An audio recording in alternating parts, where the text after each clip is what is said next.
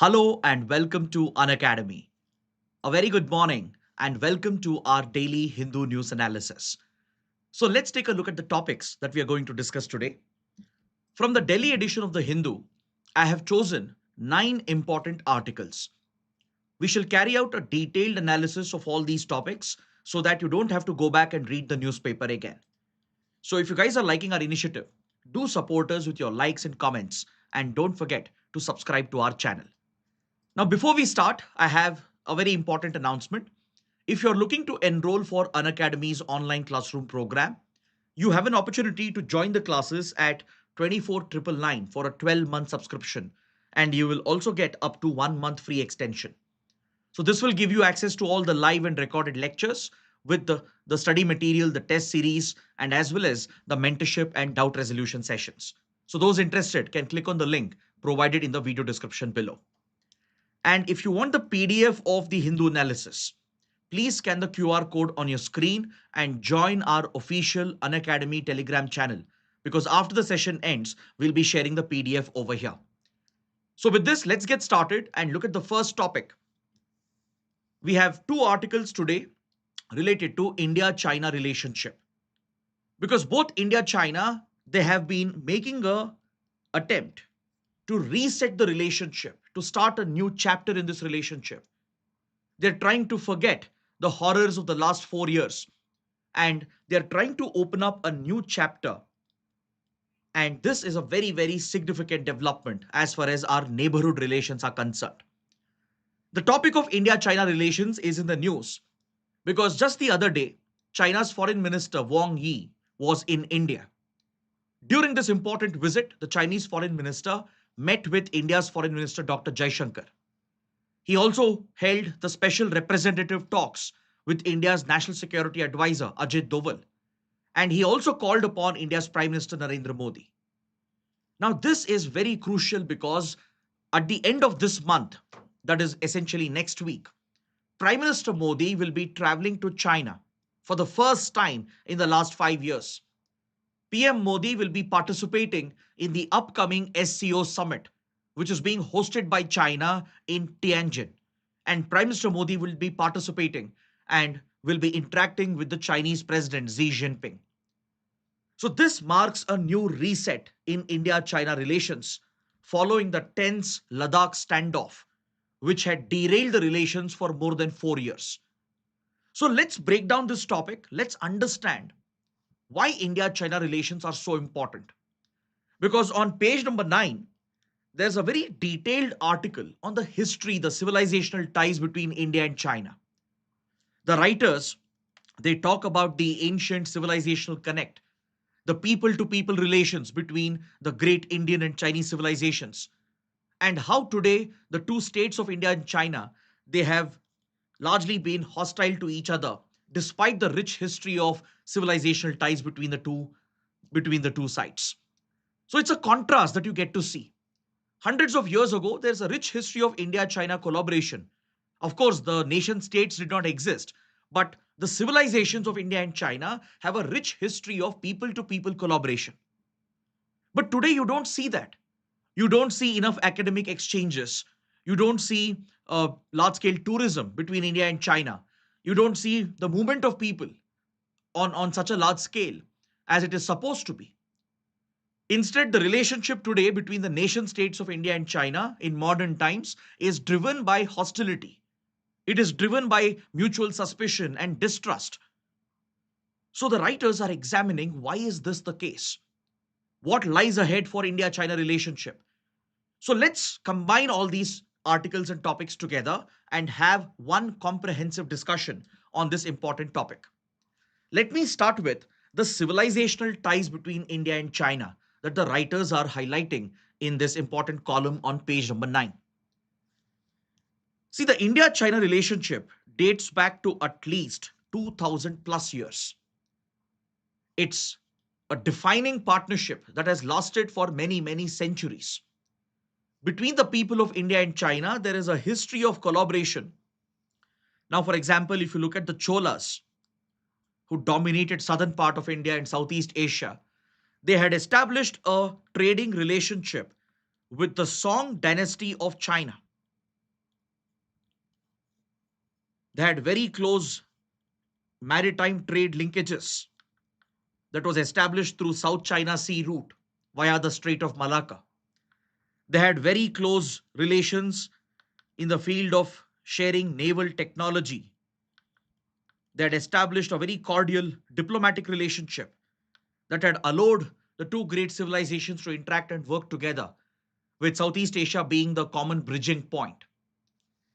Then look at how Buddhism traveled from India to China. Buddhism, which took birth in the Indian subcontinent, which was a byproduct of the great ancient Indian civilization, traveled eastwards and had a deep influence on the society and the politics of China. And even today, Buddhism remains a prominent religion in China. So the writers are referring to ancient centers of learning, such as the Nalanda University, one of the world's oldest universities, and how Nalanda was a melting pot of scholars from around the world, particularly from Asian countries, and how Indian scholars and Chinese scholars and travelers and students could interact with each other, could learn from each other.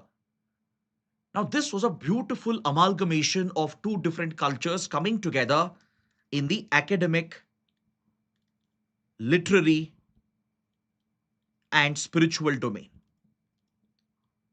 Because Nalanda was not just another ordinary place of learning. It was a place where Buddhist studies were prioritized, a place where secular liberal ideology was promoted, spiritual literary work was promoted.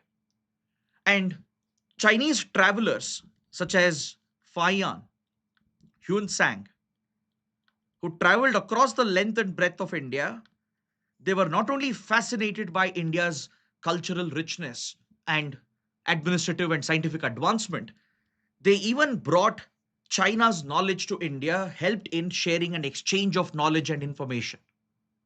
For example, at Nalanda, Indian scholar Shilabhadra would teach the Chinese traveler and scholar Huan Sang, who would take back Buddhist philosophy to China and help in the further propagation of religious and spiritual thought, which has bound the two great civilizations together. So, historically, India and China have been flourishing civilizations with significant advancements in spirituality, in culture, in scientific advancement, in administrative capabilities.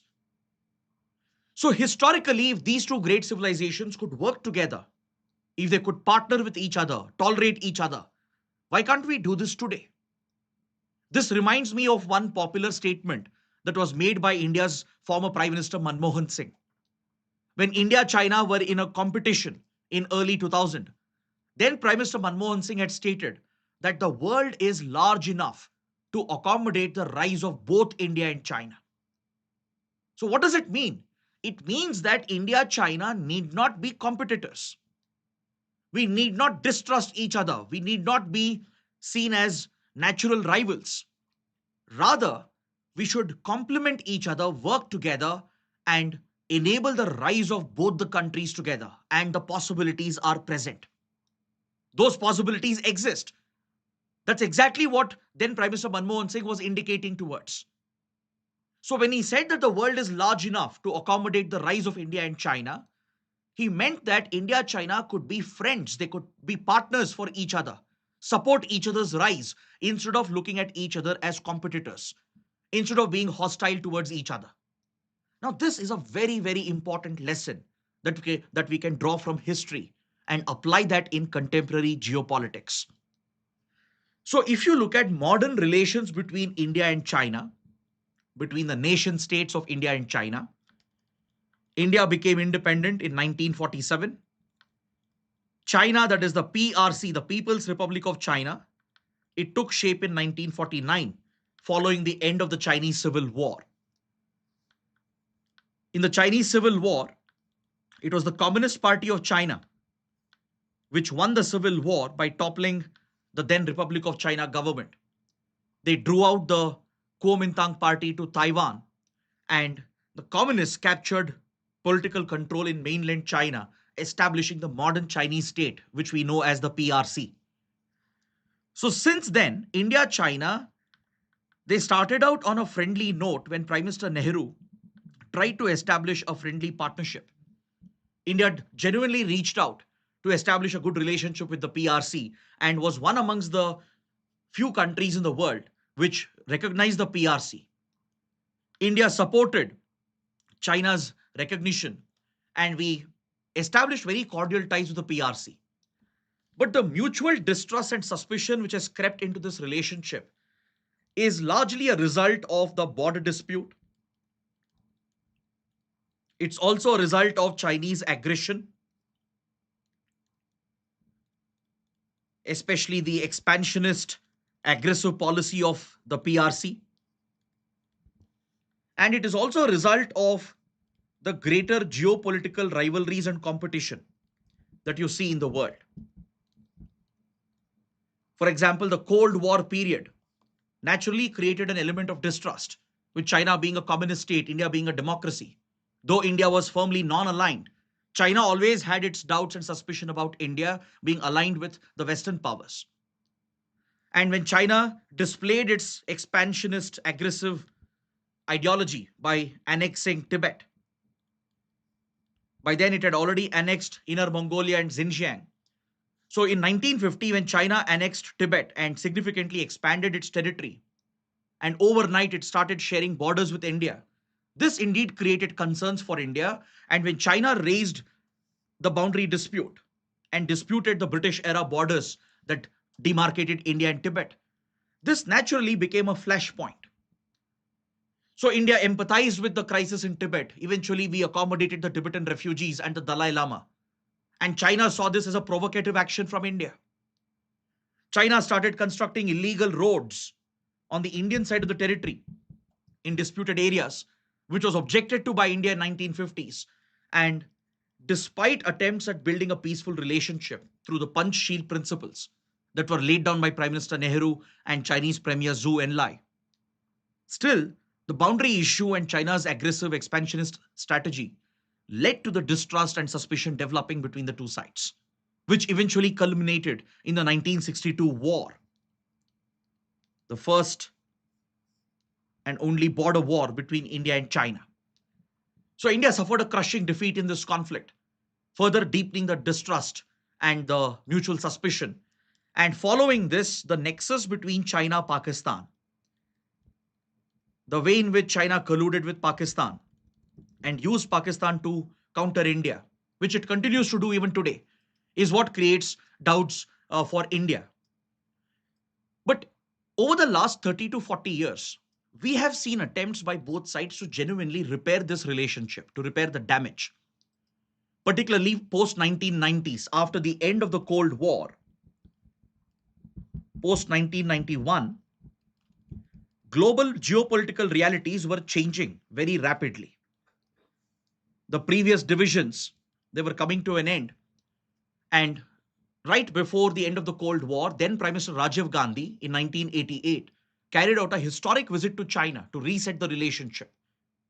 This was followed by a new opening created by Prime Minister P.V. Narasimha Rao in 1993 when he visited China and signed the first border agreement, the Peace and Tranquility Agreement, along the line of actual control. So for the first time, we created a boundary mechanism in 1993 through the Peace and Tranquility Agreement,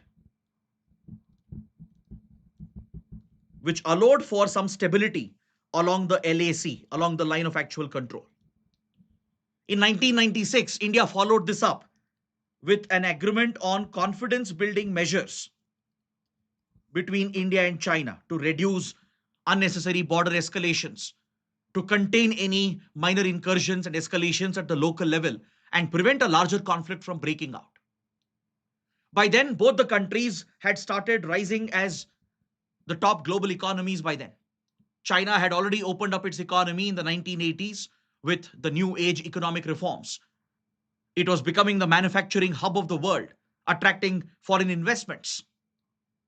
Post 91, after India's balance of payments crisis, India also shed its socialist era linkages and we introduced the LPG reforms. India opened up its economy, and as India also became a fast growing economy just like China, both the developing countries had a common interest, a mutual priority to work together to partner with each other. So from 1990s to 2009, during these 15-20 years approximately, we actually saw a significant improvement in the India-China relationship. We actually started working together.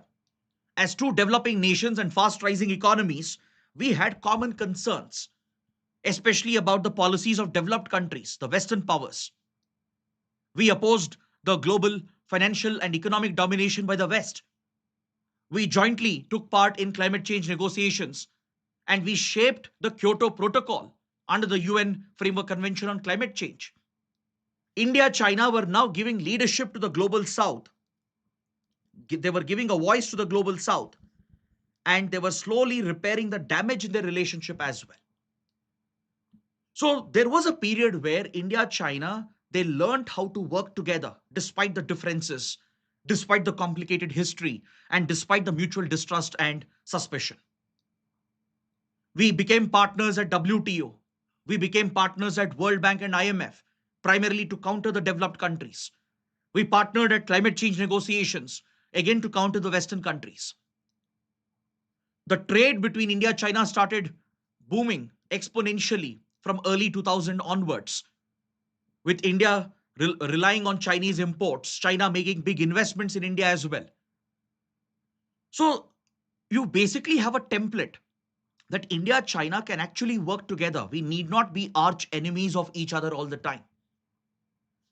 So this was the period when India actually established a sort of a normal relationship, and we brought out the special representative mechanism. The SR talks were established in 2003 following the historic visit of then Prime Minister Atal Bihari Vajpayee to China. Under the SR mechanism, the special representative mechanism, both India and China appointed their special representatives. From India, it would be the National Security Advisor. From China, it would be the State Counselor, who's also the Foreign Minister. So these would be the two envoys, the two special representatives of India and China, who would meet regularly to work out a political solution for ending the boundary dispute. Now just imagine how significant this was, because two arch rivals with a standing border dispute, they had agreed in 2003 to start this process called SR mechanism, the special representative mechanism, to find a political solution for the boundary issue. That is, without fighting a war or a conflict, they were looking for a political settlement to identify the political parameters through which the India-China boundary could be permanently resolved. And this mechanism was quite successful, at least until 2009. Between 2005 and 2009, multiple rounds of SR talks had taken place. India's then NSA was meeting regularly with China's State Counselor and Foreign Minister to find those political parameters and identify a political solution to settle the boundary issue forever. But unfortunately, this process got disrupted. The SR process was disrupted by the sudden shift in China's policy towards India. From 2008-2009 onwards, China started changing its approach towards India. It took a U-turn, and it basically started getting more hostile towards India. Because China was under the assumption that India was now forming a strategic alliance with the United States to counter and contain China. As India-US had signed a nuclear agreement in 2005, US had become a strategic partner. It was supplying key weapons and military technology to India. Then US President Obama adopted the pivot to Asia policy, under which the US started paying more attention to the Asia region, to the Indo-Pacific, with a clear intention to counter China and to contain China. India even expanded the Malabar naval exercise in 2007, when then Prime Minister Manmohan Singh invited Japan, Australia, and Singapore as well to take part in the naval exercise with the United States. So these moves by India and US were seen as hostile by China, and China started reacting to it. China got aggressive against India and it even suspended the SR talks that were going on. The SR talks basically came to a halt post 2009. There were frequent Chinese incursions taking place. Every now and then, the PLA would essentially carry out an incursion into Indian territory, resulting in these military standoffs. For example, the Doklam crisis in 2017 over the disputed Bhutanese territory between Bhutan and China, where India got involved, resulting in a serious military standoff between the two sides. And then came the Ladakh standoff in 2020 that lasted until last year, when Chinese troops carried out multiple incursions at Panong So Lake, Galwan River Valley, Hot Springs Gogra sector, and as well as at Demchok and Depsang Plains. Multiple incursions were carried out by China, which even resulted in a face-off between Indian troops and Chinese troops. At Galwan River Valley, violent clashes occurred between the two sides, which resulted in the death of soldiers on both the sides. And this was the biggest escalation since the 1962 war. So it took almost 4 years of effort to diffuse the tensions in Ladakh. Both the countries, they went back to the boundary agreements of 1993 and 1996. They engaged in regular dialogue at the level of military commanders, and they slowly found a solution to de-escalate from the standoff in Ladakh. By 2022, the troops had been disengaged and they had been pulled back at Galwan River Valley, Hot Springs area and Panong So Lake. But the standoff at Demchok and Depsang Plain continued until last year. It was only in 2024 at the Kazan summit of BRICS where India-China found a new opening. Even then, it was India's national security advisor who acts as the special representative who had met with China's foreign minister Wang Yi and worked out a settlement process to resume normal patrolling and to pull back the troops and disengage from the standoff in Ladakh. So last year at the Kazan summit of BRICS countries, this arrangement was finalized between Prime Minister Modi and Chinese President Xi Jinping. That was the first time PM Modi met with Xi Jinping since the start of the Ladakh standoff. So basically what I'm trying to say is that since last year, there is a honest attempt by both India and China to reset the relationship. Yes, wrong things happened in the last 4 years, especially from 2020 to 2023.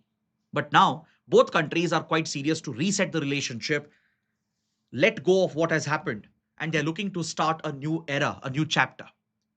And next week, this might become a reality as PM Modi travels to Tianjin to attend the SEO summit. So it's in this context that you need to understand that the resumption of SR talks is a very, very significant development. After many, many years, the SR mechanism has been reactivated. Last year in 2024, the 23rd round of SR talks took place between the two special representatives. And just yesterday, the 24th round of SR talks have taken place between India's NSA Ajit Doval and China's Foreign Minister Wang Yi. Is that clear? So SR talks have been restarted. So there is hope that India-China might find a political solution to end the boundary dispute in the coming months, in the coming years. India's Foreign Minister Dr. Jaishankar has also reiterated that both sides are making a genuine attempt to bring back some normalcy and they're trying to reset the relationship. Right now, India, China have already taken certain steps to build that confidence in the relationship. The Kailash Manas Sarovar Yatra has been restarted. I'm sure you're aware of it because I've covered this in my previous sessions of the Hindu analysis. The Kailash Manas Sarovar Yatra, which is a key part of our cultural ties, has been restarted recently. Then India, China are looking to further their collaboration in the field of fertilizers. They're looking to resume normal trade because trade between India and China also had taken a hit following the Ladakh standoff. India had even placed constraints on Chinese investments into our country. So slowly India is removing those restrictions and we are looking to resume normal trade because India does have a great dependency on China. But of course, we are concerned about the excessive import dependency and the large trade deficit that we have. So these are issues that India would like to address. India would like to have better market access into China to bridge the trade deficit so we can increase our exports. China can be a great investor in the Indian market. China can bring sufficient funds and technology as well for research, innovation, and infrastructure development. India also needs tunnel boring machines and rare elements and critical minerals from China. China is the most important supplier of critical strategic minerals like lithium and others. So, India China are looking to restart and resume this partnership and to elevate this partnership further. India needs a number of tunnel boring machines for the metro rail projects and the tunnel projects that we are taking up across the country. China is crucial for us for supplying rare earth elements and critical strategic minerals. China plays a key role in our fertilizer sector, even in our electronics and mobile and power sector as well.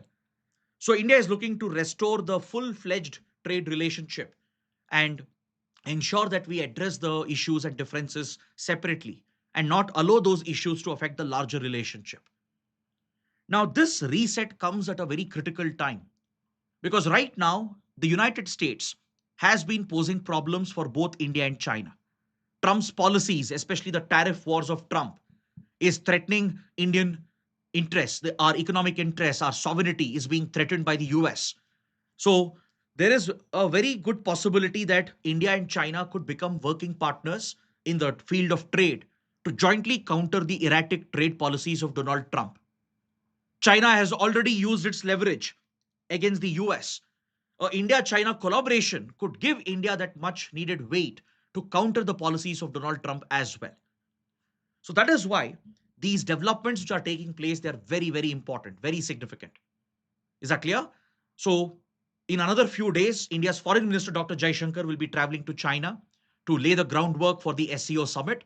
And at the end of this month, on 31st August and 1st September, PM Modi will be attending the SCO summit and he will be meeting China's President Xi Jinping. So this is a very, very important development. So we will continue to track this story, but please take up a practice question based on what we have discussed. I will give you an answer writing approach. I will help you identify the structure that you need to follow to write these answers. Let's read the question. India and China share deep-rooted civilizational linkages reflected in cultural, religious, and intellectual exchanges spanning centuries. So that is the first part of your question, which talks about the civilizational ties between India and China. Yet the present era is marked by strategic distrust, border tensions, and geopolitical competition, which is the second part of the question, focusing on the issues between India and China, the distrust between the two. And finally, the main part of the question, critically examine how civilizational ties contrast with present realities in India China relations and discuss the significance of recent attempts to reset the ties. So there are three parts in this question, and to write a good answer, your answer will have to do justice to all the parts given in the question. So in the introduction, what you can do, you can start by talking about the civilizational ties between India and China. In one paragraph, in 4 or 5 lines, you can easily explain the historical civilizational ties between India and China. Talk about the Cholas and the Song dynasty, the kind of trade linkages that they had. Talk about the spread of Buddhism. Chinese travelers like Fa Hian, Huan Sang, traveling across India, learning at Nalanda University. Explain these linkages and point out that India and China have a rich history of collaboration. Then, in the body, you can discuss how distrust and suspicion developed in modern times. A brief discussion on what happened from 1947 to 1960s. Essentially, what led to the 1962 war. A brief elaboration on this as to how the boundary issues and China's aggressive expansionist policies and the Cold War divisions led to these tensions and the conflict that took place eventually. A mention of China Pakistan nexus as well. But here you have to discuss the normal ties that were built between India and China from 1990s to 2009. You can try to bring out the statement of Prime Minister Manmohan Singh, how Prime Minister Manmohan Singh believed that the world is large enough to accommodate the rise of India and China. And you can illustrate this, how we signed boundary agreements and built close economic and trade relations, how we started partnering at the global level to stand for the global south, to oppose the developed nations. So, give a brief idea about the close ties that existed between India and China despite the standing boundary dispute. Mention the SR mechanism, which was started as well. Then, discuss China's recent aggression, how it is driven by the growing closeness between India and United States. In the last 15 odd years, the growing closeness between India and US is what has primarily led China to get unnecessarily aggressive against India. So you have to point fingers at China, point out that China has broken that trust, broken that friendship, just because India got closer to the US, though India was always clear that we are not looking to encircle or contain China.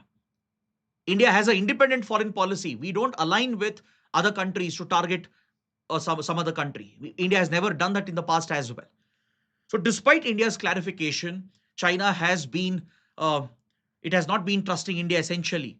It has been unnecessarily aggressive, which has led to all these problems. The Doklam crisis, the Ladakh standoff.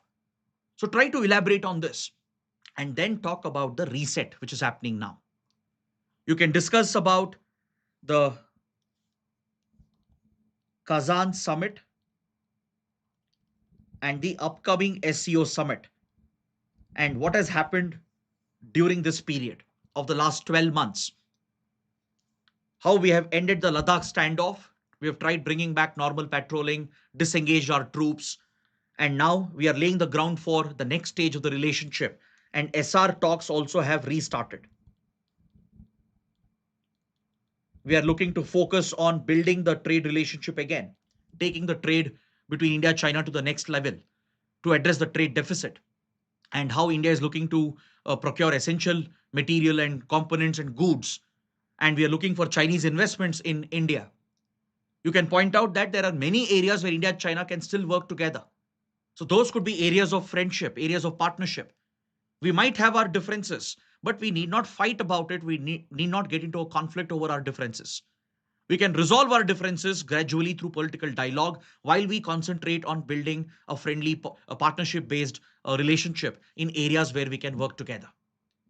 Then, in the conclusion, point out the new challenges created by the tariff wars of United States, how the policies of Trump will further drive India and China closer and bring them together. Right. So that is something you can plug in at the end, at the conclusion of your answer as well. So try to use this structure that we have discussed and write an answer, practice your answer writing, because this is very, very crucial to be able to do well in the mains examination. Now let's look at another important column related to Indian agriculture, Indian economy, written by Montek Singh Ahluwalia. Montek Singh Ahluwalia was a leading policy maker under the then Manmohan Singh government. He headed the planning commission, the erstwhile planning commission as well. And in this article, he's paying tribute to M S Swaminathan, the architect of India's Green Revolution. I believe that this article provides us a lot of insights. I'm sure all of you are aware of the role of M S Swaminathan in pioneering the Green Revolution of India, through which India became self-reliant with regard to food production, with regard to food security, as the Green Revolution significantly increased our agricultural productivity and helped in meeting the demands of the Indian population. But the writer here is suggesting that the work of M S Swaminathan, the challenges faced by M S Swaminathan, and the lessons from the Green Revolution, it has some very crucial learnings for India in the future as well. If you study M S Swaminathan, his contribution to Indian agriculture, If you study about the Green Revolution, draw lessons from it, the challenges that were faced at that point, how India overcame those challenges, and how India became self reliant. This offers learnings for India in today's world as well, according to the writer. Today, when India is trying to become Atmanirbhar, be it with regard to defense technologies or critical emerging technologies like artificial intelligence or quantum computing or any other uh, domain which is a priority in today's world, be it climate change, for example. Climate change obviously affects agricultural productivity. It threatens food security in the future. So, in all these emerging areas, India can draw lessons from the experience of the Green Revolution, the role and contribution of M S Swaminathan. That is what the writer is trying to highlight. See, this year marks the centenary year of M S Swaminathan as well. So, the topic could be relevant for our prelims and mains exam. So, let's understand first what was the role of M S Swaminathan? What was his achievement? How did he pioneer the Green Revolution of India? And let's try to draw lessons from that by understanding the challenges that were faced by M S Swaminathan and the Indian government at that point. See, post independence, Indian agriculture had been decimated by centuries of colonial rule. There were brutal famines across the country. Our agricultural productivity had fallen to a historic low. India was barely able to feed its people. The government was barely able to put a plate of food on the table of Indians across the country. People were suffering from hunger, malnutrition, hunger related deaths were quite common.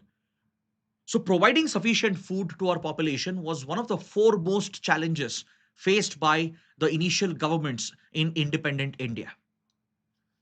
This is where India had to rely on food imports and food aid provided by other countries. India was living a ship to mouth existence because food grains and aid was arriving through ships dispatched by foreign countries, and it was these food grains that we were supplying to our people. Any country which leads a ship to mouth existence can never aspire to be a great power.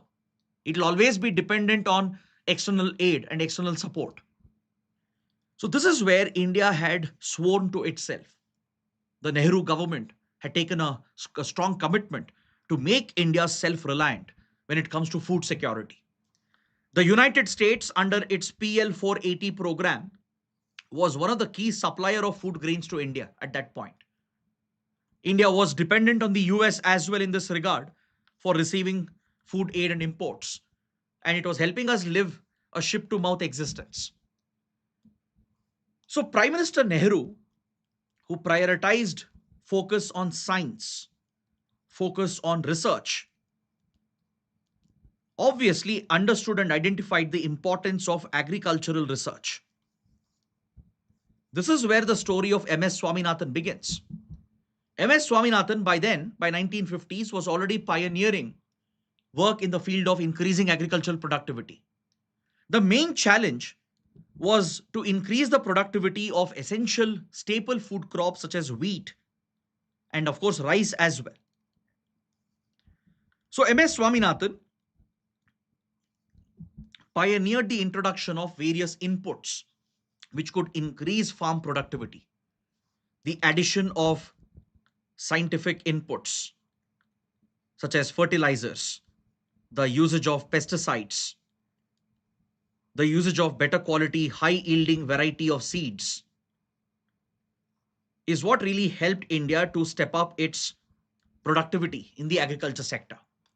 But however, the usage of these inputs, the usage of fertilizers and high yielding variety of seeds created a new problem, especially with regard to wheat. Because the native variant of wheat, which was grown and cultivated, when it was fed with fertilizers and with all these inputs, there would be a massive surge in productivity. Each plant would produce more wheat grains.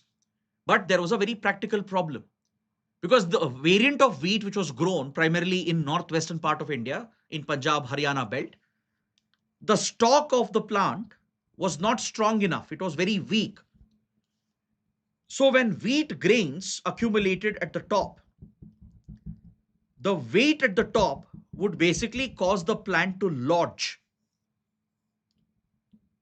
When more wheat grains were produced at the top, in the pods at the top, the stalk of the plant was not strong enough to bear the weight. And as a result, the plant would bend and the grains would basically lodge into the ground, resulting in the destruction of the crop itself.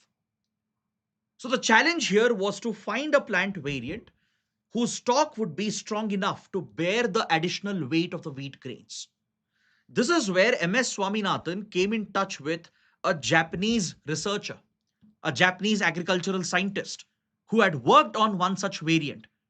He suggested to M S Swaminathan that, look, we have already pioneered one such wheat crop, which is being tested in the United States. And M S Swaminathan reached out to his counterparts.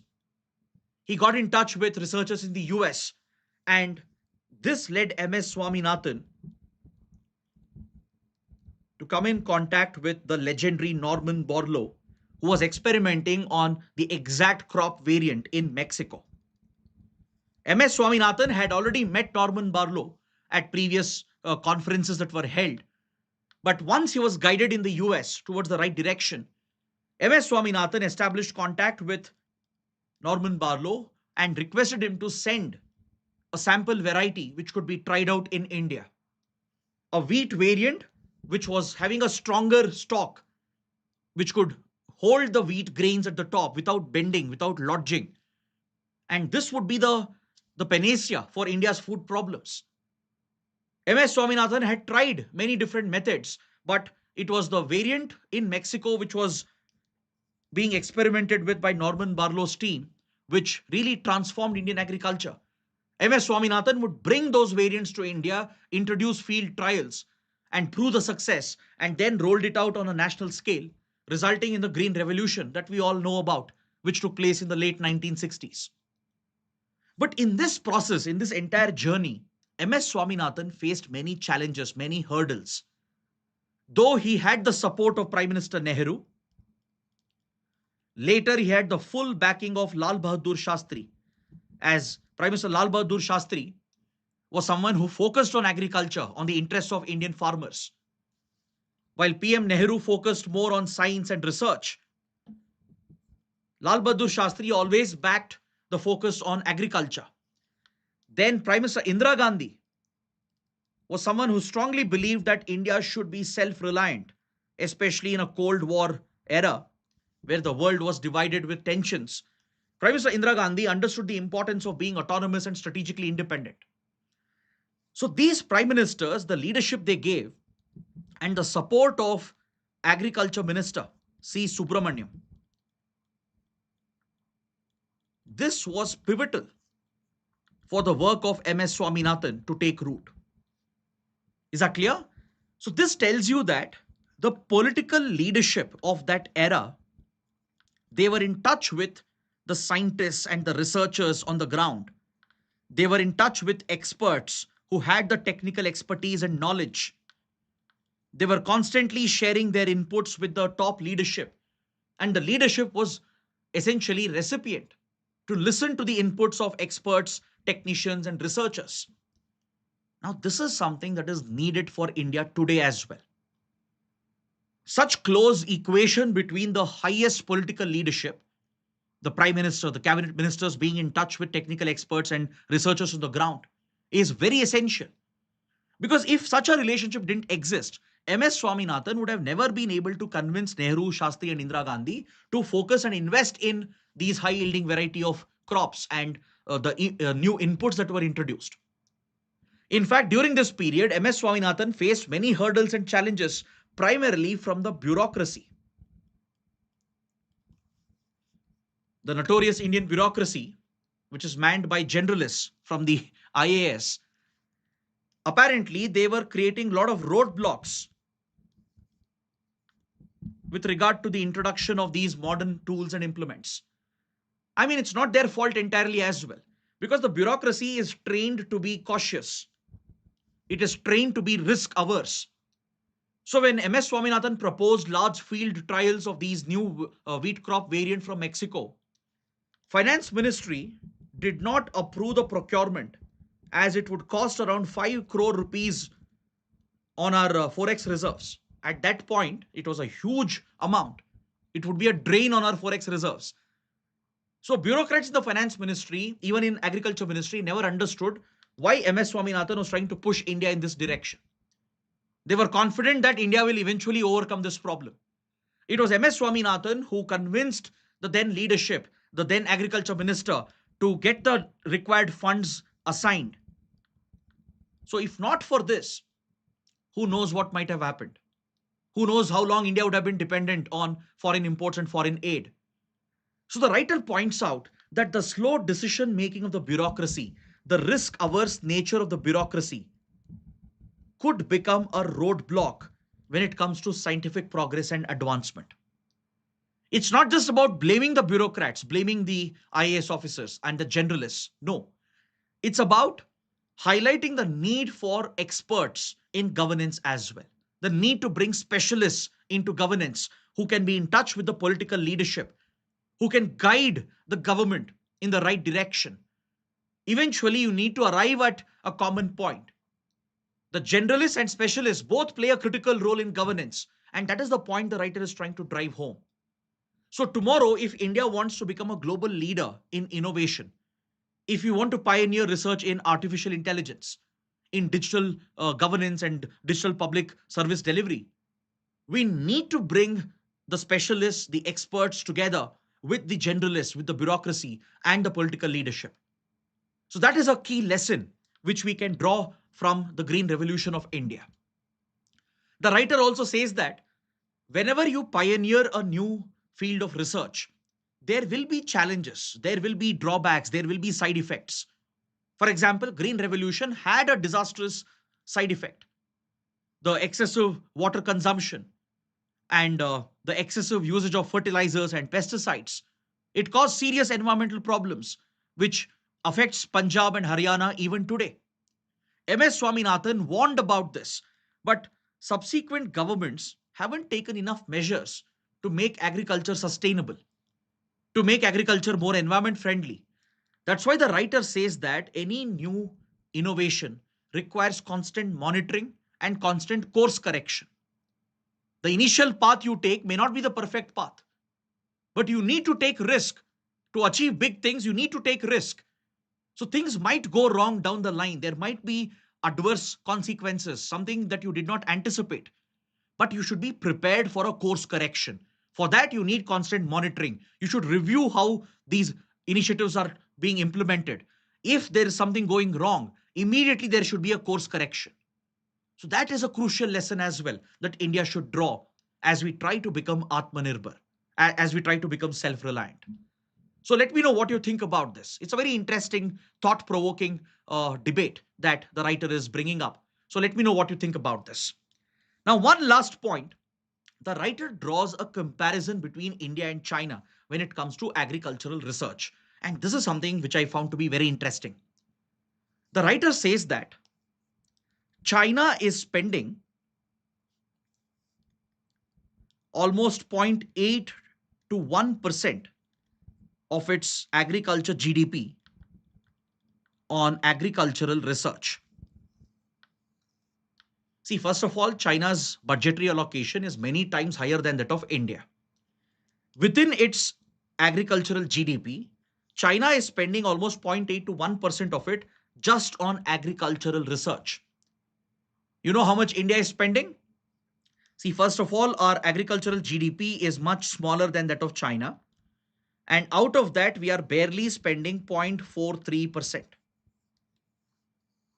Meaning China is spending double than what India spends on agricultural research as a percentage of agricultural GDP. In terms of volume of funds being invested in agricultural research, China is many, many times ahead of India. So no wonder there are 8 Chinese research institutes in the top 10 agricultural research institutes of the world.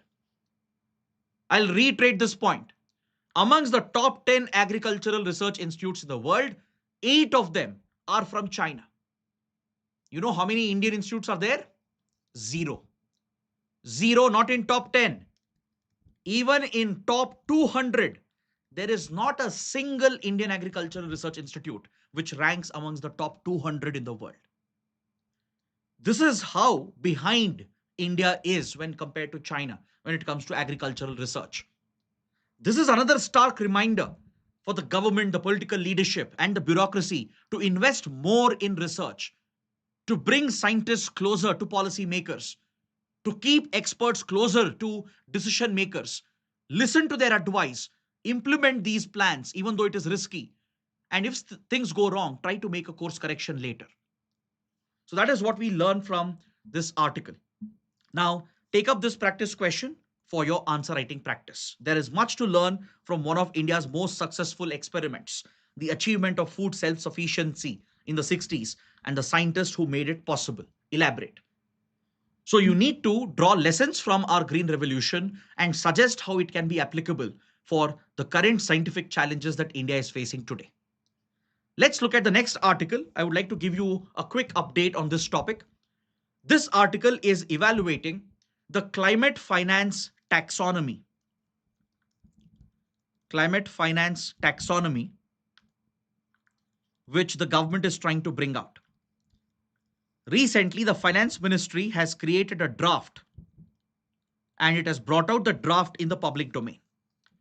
The finance ministry has recently published the draft climate finance taxonomy and it has invited public consultation. A public feedback has been invited. So in this context, the writer is evaluating the climate finance taxonomy framework and providing some suggestions.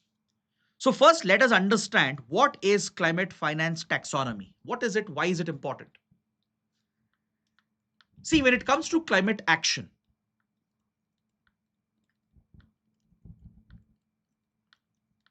the most important aspect is finance. You need funds for any climate action effort. Whether you're trying to reduce emissions through mitigation, whether you're enabling communities to adapt to the adverse consequences of climate change, whether you're adopting newer technology such as clean, renewable energy to reduce emissions and to make a cleaner transition, everything requires money. It requires finance to cut down emissions, to mitigate the impact of climate change, to adapt to the consequences of climate change, to bring out new technologies which are cleaner. All you need is money. Finance is very crucial. So climate finance is the driver of mitigation efforts, adaptation efforts, and the rollout of clean, renewable technology as well. So there is a global framework for climate finance. We have the Paris Agreement under the Climate Change Convention, which has some provisions related to climate finance. Kyoto Protocol also dealt with it. So every conference of parties under the Climate Change Convention deals with the topic of climate finance. So when it comes to climate finance, there are some key terminologies. There are some key terms. There are some frameworks which have to be defined, which have to be explained. And this is what a taxonomy will do. A climate finance taxonomy is like a guidebook. It's like a document, a guiding document, which will define the different aspects of climate finance, which can be followed to fund climate initiatives. As simple as that. Now take, for example, there could be a large project coming up in India, maybe a large public project, or maybe there is a private company coming out with some new product. Now, don't you think the proponents of the project, be it the government or a private company, don't you think the proponents are always under the obligation to focus on climate action? Be it any project, it could be a road project, a power project, or a large private company producing new goods, maybe a car company producing a new car, or a real estate industry planning new neighborhoods and localities, or it could be the manufacturing industries, right, which are looking to expand their industrial activity. For any such project, for any new companies to be set up, new factories, industries to come up, for any products to be produced, they should all be mindful of their overall carbon footprint. They should be mindful of the climate action efforts that they undertake to minimize the emissions from their side. Now, these efforts will require dedicated funding. It will require dedicated financing. And that is where a climate finance taxonomy will create a framework. For example, to implement the concept of carbon credit. Carbon credits were defined under Kyoto Protocol in 1997 under the UN Framework Convention on Climate Change. So carbon trading, where the carbon credits which are earned by those who save on emissions, those who cut down on emissions, it can be traded in the financial markets, which is recognized under the Paris Agreement as well. So carbon credit and carbon trading is something that is being mainstreamed into the financial markets. India also has been rolling out the carbon credit trading scheme. The government has been pioneering an initiative where those who cut down on emissions through better innovation and better technology and better processes, they will earn carbon credits which they can sell on the carbon markets, right? Which is a type of an incentive. And those who are breaching their emission limits, they will buy those carbon credits, and that becomes a disincentive for the polluting industries. So to regulate the carbon market, to essentially regulate how climate finance works, to also deal with instruments such as green bonds, which are floated. Today, dedicated funds are raised through green bonds for green initiatives, climate friendly initiatives. So all these financial initiatives can be regulated based on the climate finance taxonomy, which creates a guide or essentially a document that can guide climate action and climate finance. So the finance ministry, which has come out with the draft document, has promoted this as a living document. Now, what do you mean by a living document? It means that the document is flexible.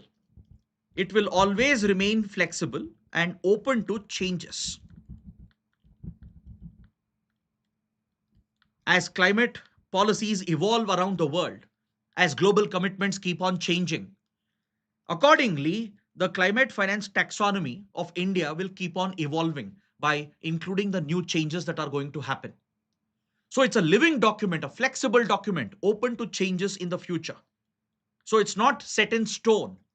It's not a one-time framework which is being created. It will be a living document which will be constantly amended, updated to account for the changes and the new commitments and obligations. Now, the writer is saying that this is a right step in the right direction. Through this taxonomy framework, the finance ministry is dividing the polluting industries into two categories, tier 1 and tier 2. The polluting industries will come under two categories, tier 1 and tier 2. In tier 1, it includes those projects, those products and initiatives where emissions can be cut to zero, where emissions can be brought down to zero. So there are certain economic activities where emissions can be completely brought down to zero, right? By replacing the technology and the processes, you can adopt cleaner methods, lesser polluting methods, replace the fossil fuels with cleaner fuels, and cut down emissions to zero. So those environmental projects, climate friendly initiatives, get categorized as tier 1 projects, which will make them eligible for more climate finance. They will get more funds. They will be able to access more carbon credits. They will be able to take the full benefits of green bonds. Whereas the tier 2 category of projects and companies and initiatives, they are the ones where emissions can't be cut to zero. Maybe emissions can be reduced, but it can never be brought to zero. For example, in let's say metallurgical industries like steel, iron, etc., it's almost impossible to cut down emissions to zero in those metallurgical industries. Maybe in transportation, yes, you can bring down emissions to zero. It's possible, right? Even in power generation, you can try to bring down emissions to almost zero. But in certain industries like metallurgical industries, it's almost impossible to cut down emissions to zero. So those projects where only emissions are being reduced, but not being taken to zero, they get categorized as tier 2 projects. And they will be eligible for different climate finance. And this will be in line with our global commitments as well that we have made under the Paris Agreement. Understood? So that is why this draft climate finance taxonomy, which has been notified by the finance ministry, is important. It is now inviting feedback from the public and the stakeholders. It will be fine-tuned further and it will be notified by the government. So this will become a guiding document for climate finance in our country. This will also streamline. It will help in streamlining climate funding for the green initiatives which will be taken up. Is that clear? And more importantly, it can help in preventing greenwashing. You know what is greenwashing? Greenwashing is actually a deceptive method through which a company is trying to disguise its climate friendly initiatives. They will say that their projects or their products are climate friendly, environment friendly, contributing to less emissions, even though it's a lie. It's usually a marketing trick or a PR trick. It's based on deception. They try to deceive their consumers by saying that their products are green, that their products are environment friendly, when they're actually not. So this deceptive attempt to spread that misinformation and mislead the consumers to think that a particular product or a company is greener than what you think. Maybe that company is one of the biggest polluters, contributing to large scale emissions. But through their marketing, through their PR campaigns, they try to disguise themselves as an environment friendly company. They'll try to push their products as green and climate friendly. So this deceptive attempt is called greenwashing. Now, such fraudulent projects and companies should not get climate finance. I hope all of you agree with this. Such fraudulent companies and products which are greenwashing their emissions, they should not be able to access any climate finance. They should be kept out of climate finance. So the taxonomy framework will help in preventing greenwashing. It will ensure that the guidelines will be so stringent that no company can falsely advertise their environment friendliness. They can't project their products are completely emission free just by lying about it. So for that, dedicated protocols are being put in place through this taxonomy framework. So it will help in preventing greenwashing as well. So this is what you need to learn from this important article. Next, on page 1 and 12, we have an important update. I'm sure all of you remember the Tamil Nadu governor case where the Supreme Court delivered a historic verdict. We have covered this topic multiple times. So just for the sake of background, the governor of Tamil Nadu, R N Ravi, was accused of sitting on various bills that were passed by the Tamil Nadu Legislative Assembly. And by misusing the discretion provided to the governor under Article 200 and 201, the governor was reserving the bill for the president's consideration, and the president was taking their own sweet time to decide upon the bills. And the governor would neither grant the assent or return the bill for consideration. Rather, he was seen to be blocking the passage of these bills. And it was largely seen as a politically motivated move. So Tamil Nadu government approached the Supreme Court, and in this landmark ruling delivered a few months ago, the Supreme Court declared these actions of the governor as null and void. The Supreme Court pointed out that clearly the actions of the governor is politically motivated, and the Supreme Court provided deemed assent to almost 10 bills which were withheld by the Tamil Nadu governor under the provisions of Article 200 and 201 of the Constitution. The Supreme Court basically passed those bills by giving deemed assent. Assent is granted by the governor, or when bills are reserved for the president, president will grant the assent. So this constitutional authority of the governor and president was basically exercised by the Supreme Court by granting deemed assent to all the bills. And more importantly, the Supreme Court laid down a deadline. to prevent the misuse of the office of the governor and misuse of provisions of Article 200 and 201, the Supreme Court has now laid down a clear timeline. Within 3 months, both the governor and the president of India have to take their decision under Article 200 and 201. When a bill is passed by the state assembly and passed on to the governor should, within 3 months, decide whether assent should be granted or not, and if it has to be sent back, or if it has to be kept aside for the consideration of the president. And if it reaches the president, then president also has to decide within 3 months whether to grant assent or return the bill asking for a reconsideration. So this decision has now to be made within a deadline of 3 months set by the Supreme Court. Now the executive, that is the government, sees this as a breach of the separation of powers between the judiciary, the executive and the legislature. The government of India has raised a presidential reference under Article 143 of the Constitution. See, Supreme Court of India delivered this historic verdict by using its extraordinary power under Article 142, which allows the Supreme Court to do complete justice.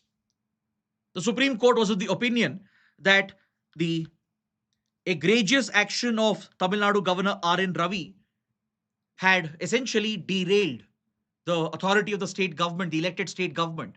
And in order to do complete justice, it invoked its extraordinary power under Article 142 while granting deemed assent to these pending bills, while setting the deadline for the governor and the president. Now, see, please understand, the Constitution does not place any deadline for the governor and the president when it comes to Article 200 and 201. It was not envisioned by the Constitution makers. So now the Supreme Court is inventing this deadline and placing this deadline on the governor's office and the president. That's where the government is now arguing that can the Supreme Court meddle with the Constitution? Government's argument is that this is against the basic structure itself. Because something which was never envisioned in the Constitution is now being added with the Supreme Court. So Government of India has raised a presidential reference under Article 143. Under this article, the President of India, who's obviously guided by the aid and advice of the Council of Ministers, can raise a reference to the Supreme Court. This comes under the advisory jurisdiction of the Supreme Court. So under the advisory jurisdiction, now the Supreme Court is being asked by the President that can Supreme Court place such deadlines on the powers of the governor and the President? Can it bring such changes to Article 200 and 201, which was not envisioned by the Constitution makers? Isn't this a violation of the basic structure of the Constitution? This reference has been raised by the President of India, and now the matter is being heard by the Supreme Court. A presidential reference bench has been set up under Chief Justice of India, under CJI Gawai, and it is examining whether this previous order of the Supreme Court in the Tamil Nadu governor case, was it essentially valid? But please understand, under advisory jurisdiction, Supreme Court can only render an opinion. It can't replace the previous orders of the Supreme Court. It can't strike down the previous judgment of the Supreme Court. That cannot happen. That is why when the Modi government raised the presidential reference under Article 143, it has been immediately opposed by state governments, particularly opposition-ruled states such as Tamil Nadu, Kerala, which were affected by the alleged misuse of the office of the governor in withholding bills passed by the state assembly. They have opposed the presidential reference itself. They are arguing in front of the presidential reference bench of the Supreme Court that the government of India is making an attempt to use the Supreme Court to overrule another Supreme Court judgment. But this practically cannot happen, because when a presidential reference is raised, Supreme Court will only tender advisory opinion. It only has advisory effect. It can't overrule previous judgments of the Supreme Court. That cannot happen. So this crucial matter is now being examined by the presidential reference bench, whether Supreme Court can grant such orders, where it can give deemed assent to a bill. That authority lies with the executive. Can judiciary exercise that? The Supreme Court says, in the presidential reference case, it said the Supreme Court bench headed by the Chief Justice of India has said This ruling, extraordinary ruling, was necessary. It was a one-time ruling. Why? Because the governor was not acting, the president was not acting. They were directly compromising the authority of the elected state government by withholding the bill. And the Supreme Court has clearly pointed out it was a egregious situation, meaning a very rare situation where there was a deliberate political intent to block the bills passed by the state assembly. That's why in this case alone, Supreme Court has taken the authority under Article 142, and to do complete justice, it has granted the deemed assent to these bills. And this deadline is not something random which has been taken to the Supreme Court. This deadline was prescribed by the Home Ministry itself. The MHA in 2016 had issued an order directing and guiding governors and president to try and decide on bills coming under Article 200 and 201 within a period of 3 months.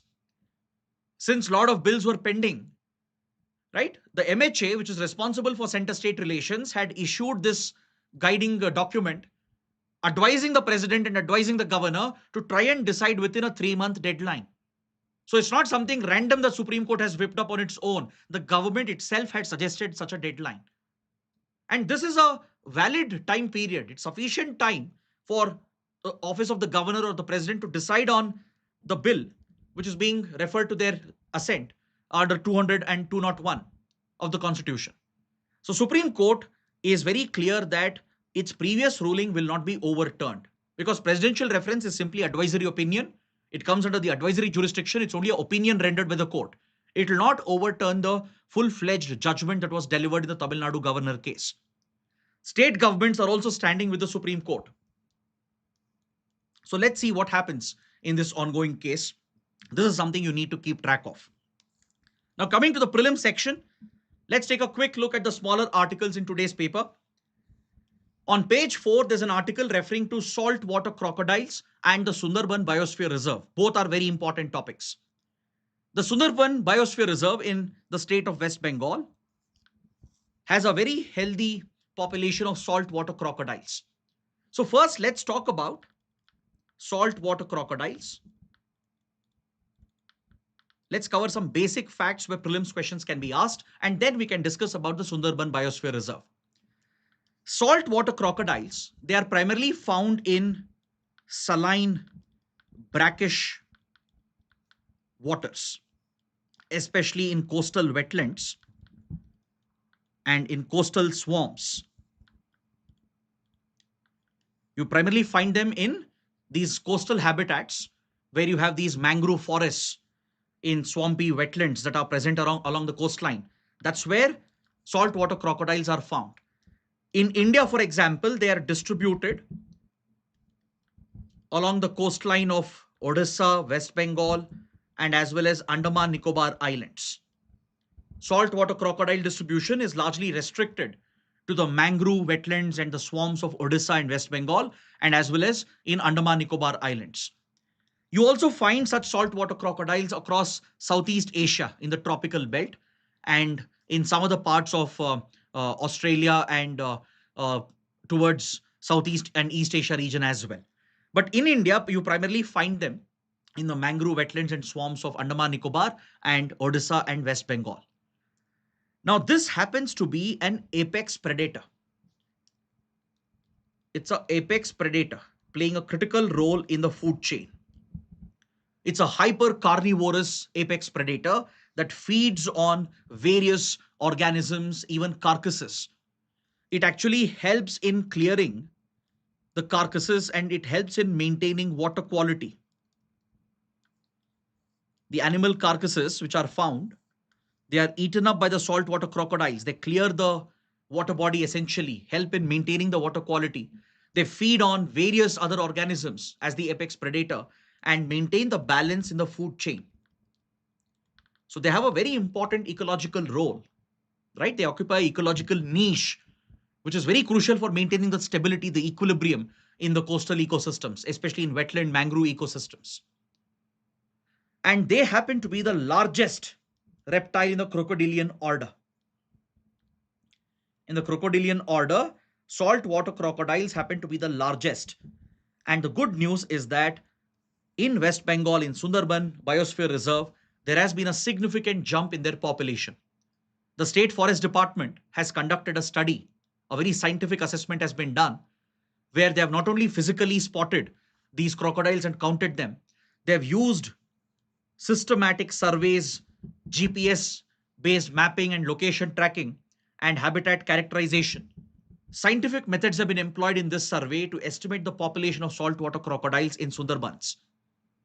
See, West Bengal has been running a conservation program, the Bhagabatpur Crocodile Project, which was launched in 1976. Through this conservation project, the state government of West Bengal, the State Forest Department, has played a pivotal role in conserving and protecting the saltwater crocodiles. And their population has now seen a significant jump. According to the survey, around 220 to 242 saltwater crocodiles have been documented. Previously, the number was around 200 to 230.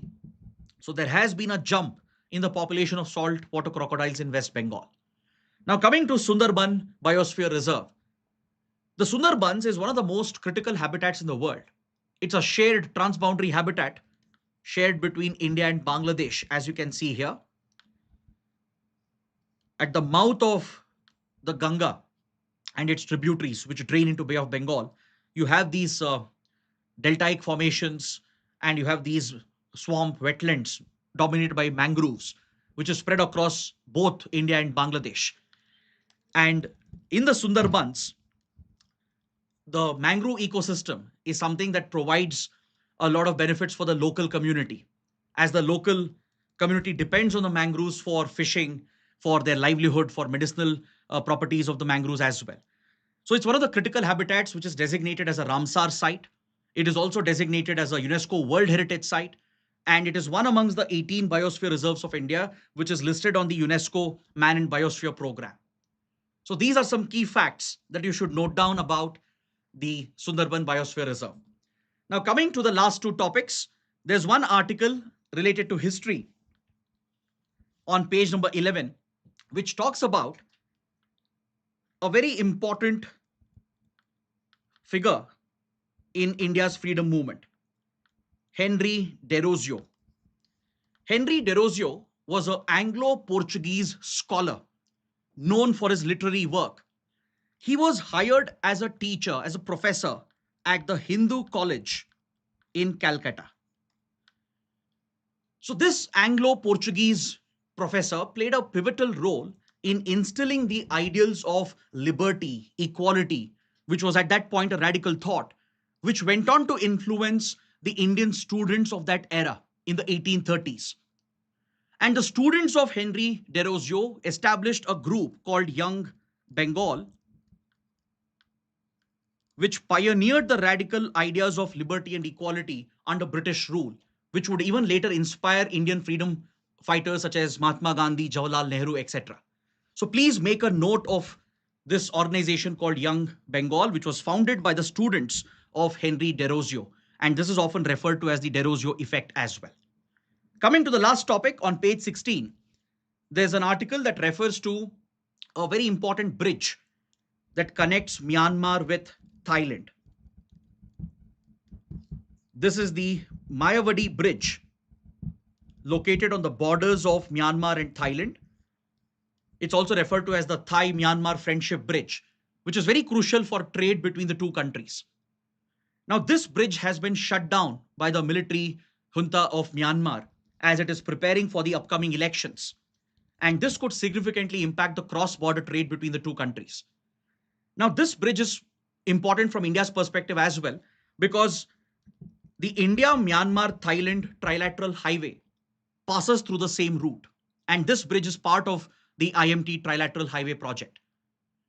So as Myanmar prepares for the upcoming elections, it's dealing with multiple insurgencies and a civil war. And the credibility of these elections are also under question. It has decided to shut this critical bridge, which is so crucial for trade with Thailand. And this could affect the trade relations on both the sides. So this could even impact the long-term viability of the IMT trilateral highway project, which India has been pushing for under the Look East Act East policy. So please be aware of the location of the Myawaddy Bridge, where exactly it is located. It connects the commercial towns of Myanmar, such as Yangon, with Mesot in Thailand. So this concludes my discussion and analysis of the Hindu newspaper. So with this, let's bring the session to an end and I'll see you tomorrow. Thanks for watching. Take care.